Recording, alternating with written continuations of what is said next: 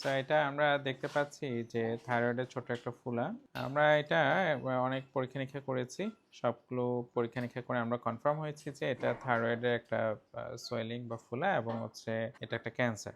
আমরা যখন দেখি যে কারো থাইরয়েড ক্যান্সার ধরা পড়েছে তখন কিন্তু আমরা বেশ কিছু জিনিস চিন্তা করি যে এটা দ্রুত বড় হচ্ছে কিনা, ব্যথা করছে কিনা, তার অন্য কোনো ক্যান্সার হিস্ট্রি আছে কিনা, তার বয়স কত এবং এটা দ্রুত বড় হয়ে যাচ্ছে কিনা। এরকম যখন লক্ষণগুলো থাকে তখন কিন্তু আমরা রোগীদেরকে বিভিন্ন ট্রিটমেন্ট অপশন যেগুলো আছে সবগুলো আমরা শেয়ার করতে চাই এবং আমরা বেশিরভাগ সময় দেখি যে এই ধরনের রোগীদের তার অপারেশন করাটা জরুরি হয়ে পড়ে। আমাদের রোগীরা জিজ্ঞেস করেন যে অপারেশন ছাড়া অন্য কোনো ট্রিটমেন্ট অপশন আছে কিনা বা অন্য কোনো পদ্ধতিতে চিকিৎসা করা যাবে কিনা, হরমোনের কোনো চিকিৎসা আছে কিনা বা থেরাপি জনিত কোনো চিকিৎসা আছে কিনা। থাইরয়েড যে ক্যান্সারগুলো আছে এর মধ্যে বেশ কিছু ক্যান্সার আছে যাদের একমাত্র চিকিৎসা হচ্ছে সার্জারি এবং এই সার্জারির মাধ্যমে কিন্তু পুরো ক্যান্সার কোষকে নিরাময় করা যায় এবং পুরো থাইরয়েড গ্ল্যান্ডটা যখন আমরা ক্যান্সার সহ নিয়ে আসি তখন কিন্তু রোগীদের ভালো হওয়ার সম্ভাবনা অনেক অনেক বেড়ে যায়। অনেক অনেক ধন্যবাদ। আসসালামু আলাইকুম রহমতুল্লাহ।